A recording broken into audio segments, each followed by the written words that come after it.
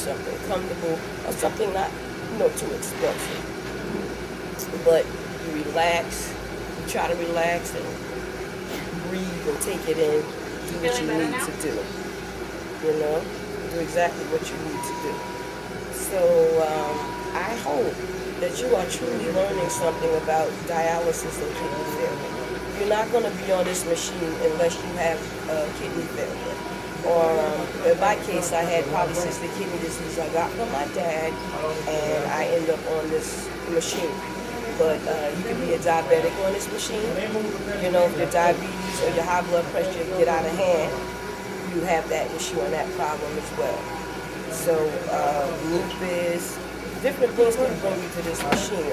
You always hear me say, take care of your kidneys and they'll take care of you. You better take care of your whole body. I gotta sit up because I got some more stuff to talk to you about. Okay? I want to talk to you about the needles. When I first got on dialysis, I had I'm trying to think now.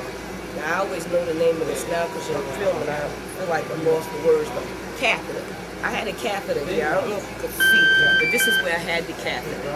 I had it here in my chest, and it was there. It was there for about 5 months. You're only supposed to have it like 2 months.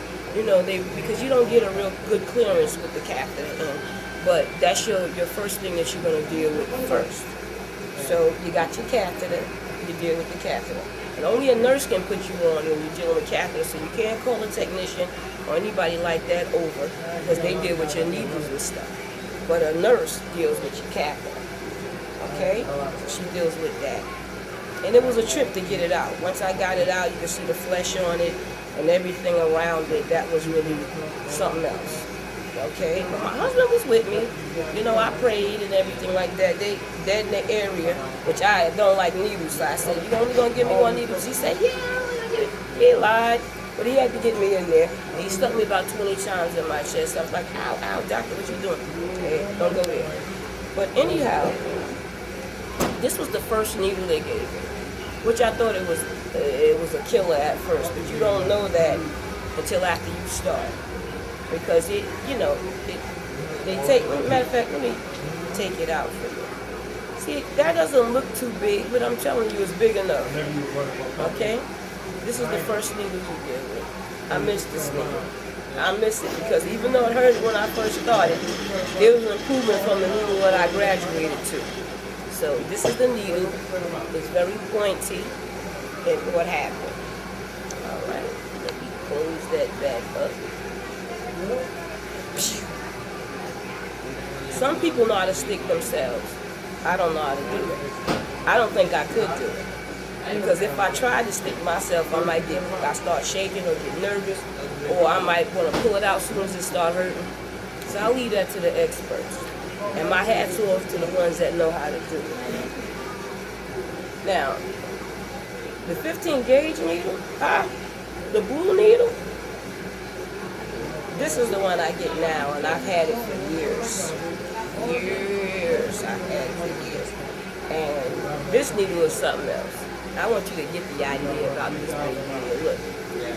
I don't know why it's looking smaller with the dates. It never looked small before. I must be tired and don't get much sleep. But this is the blue needle. And this baby is pointy. They keep it pointy. I guess it can't be dull because I never had a dull needle yet. This is very pointy.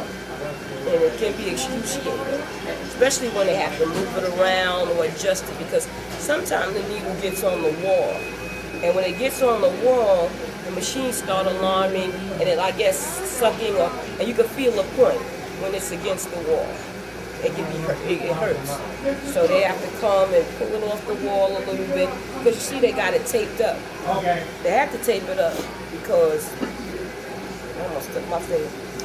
It has to be taped up so the needles don't move. In case you move it around, you don't want the needles to move or slide out or come out. Because you get heparin, you can start bleeding for long periods of time, or, because it makes the blood thinner, so it's easier to come out of the body to wash. Because you got a lot of pints of blood there in your body. So it's just not going to be like 2 minutes where it come and go. Now, dialysis is 3 times a week. You gotta come and you gotta go. You can't skip, and you shouldn't skip. It's 3 times a week, and you can't miss your treatment. You gotta go, and you gotta do it. Now, the center is open for hours. When I say hours, they are open from, some people come 5 o'clock, 5:30, 6 o'clock. Now I'm doing 6, but before I've done 10 o'clock for a long time. I've done 6 in the morning. I've done 4:30 in the evening. I've done 3 o'clock. And all of them were good. You still get good treatment and what have you. Still deal with everybody here. And it's a good thing. It's a good thing. I mean, you want to live and you don't want to die, you need to come to your dialysis. Learn about it, deal with it. Maybe you got a family member that's dealing with this. Go with them to the center sometime. Sit with them there sometime. Wait for them. Have the meal waiting already, because they're going to come out hungry or starving. Sometimes they're weak. Sometimes they're tired after a while. Sometimes they're good. I went running with my husband one time after. I went jogging with him and stuff like that after. I guess I'm getting older, so I slowed down with that a little. But do something. Enjoy, make yourself enjoy life with this. Go to church, go skating, do something you like, take a hobby, bring your crochet and knitting with you. Whatever it does to get you through that 3.5 hours, or those 3 hours, because some people got 3, whatever it is, do what you have to and what you need to do. This is your girl Lisa Baxter, telling you to take care of those kidneys. Take care of yourself, enjoy life, and I hope that you learned something from this. I'm going to talk to you again later about some other things that I dealt with operations, being on dialysis and stuff like that. I'll go into a little bit of detail. All right? But I hope you had a good time. I hope it was fun. I hope it's not anything too mad or crazy for you. It's been totally real. All right? Peace out. God bless. Peace.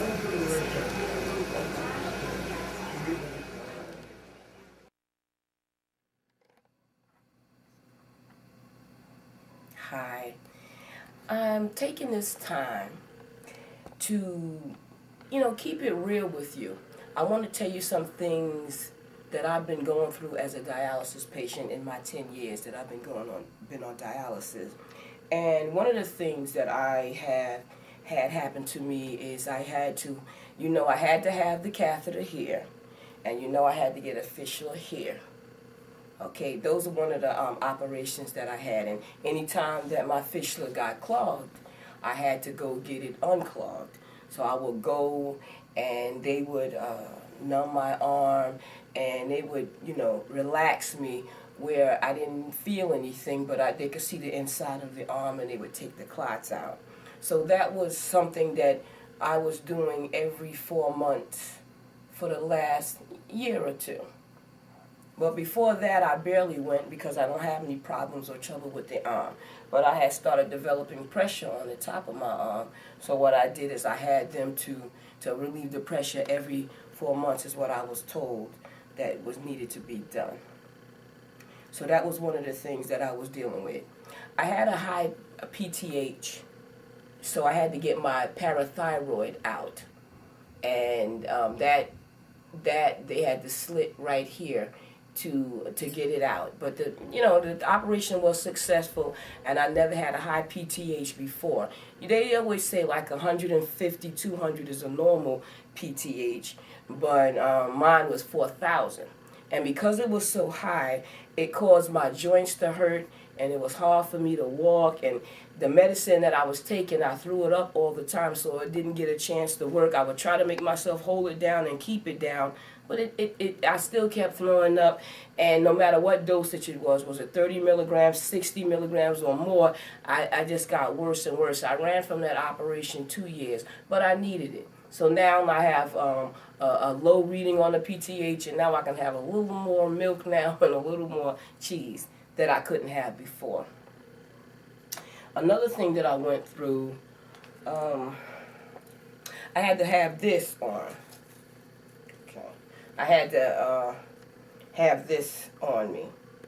This is one of the things I after I had an operation, and I had to put it over me and do it and hook it up like this, and it was like this basically, and I had to wear this all the time. Sometimes I had to practically sleep with it, and I had to keep my arms straight like this because I had a carpal tunnel syndrome that I developed. They say dialysis patients, not only people that worked on a computer, even though I'm a social worker, but because I had the operation. And so I had to like keep my arm straight. My arm was hurting enough to try to keep it straight. Okay? So I had to deal with this if I walked outside. But while I was sleeping or in the house, they gave me this thing here, this contraption. And only thing I liked about this, it was very comfortable. It was comfortable to use. I almost forgot how to use it. But you see the arm is like this, and it keeps it very comfortable. So laying in the bed or being in the bed, I had to keep my arms, my hands still and stuff like that. And my hands still, so this was the contraption they gave me. I still have it. I don't know anybody I can pass it on to use it, but I wanted you to see what I was dealing with or had to do. Before,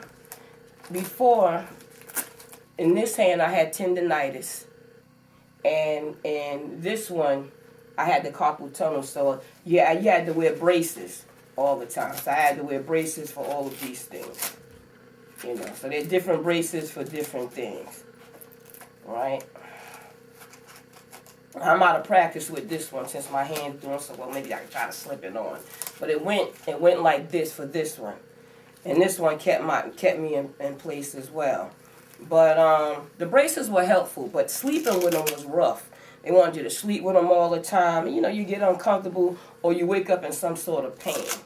But I were able to put these braces on, and they were good. They were good. So I just wanted you to know. These are the things that I used. I had to go for 10 months of physical therapy for my hand, before and after, you know, dealing with the carpal tunnel. But this is for my knee. I have a tear in my knee, and I have arthritis in the knee. So I have to put this brace on, which fit here on my leg like this. Okay? I don't know if I can get it on or put it on, but it fits like that, and I have to walk around. I have to walk around with it on, so it's like this. Okay? So, and I have to wear this. And it keeps my leg from being in pain. They give me gel or rub on my leg and stuff like that. I just want to say that you guys are the real heroes out here. And all of these ribbons are for you. The ribbons and the bows and stuff for you. You're the real heroes that stick through dialysis and doing what you need to and have to do in this life that is not easy. It's a hard thing, but you are the real heroes. My hat's off to you and everything. For the book of the month, we have something called Having the Frame of Christ by Omar Bryant. Look for him. Look at the book.